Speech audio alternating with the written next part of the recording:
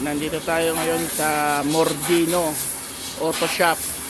Kasama natin si Arvin saka si Kuya Ariel.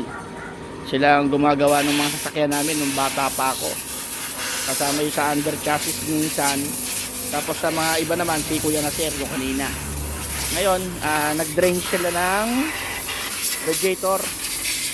Tapos nagpalit sila ng thermostat yung original para sigurado. Sila din na nagpalit ng timing belt, saka nag-change oil, saka naglinis lahat ng brake system. Nilinis nila.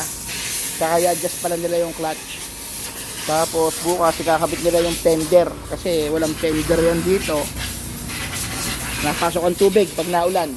Kakabit nila bukas yun pagdating.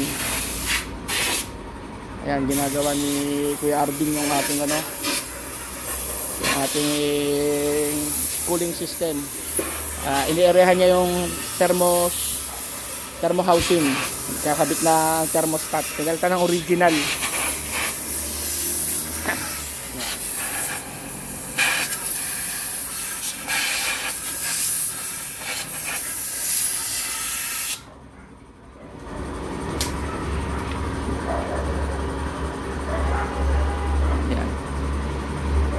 Bali yan, babalik na niya, lalagyan ng beta gray para walang tagas.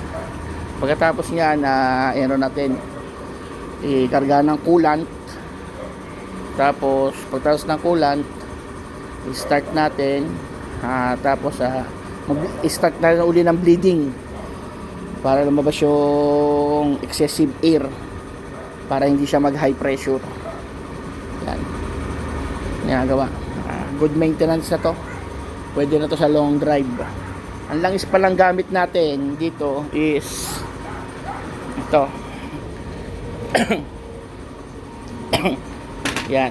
Shoutout sa iyo, Silvestre. Titanium. Yan, fully synthetic for gasoline and diesel oil. Yan ang ating gamit. Yan ang ating ginagamit.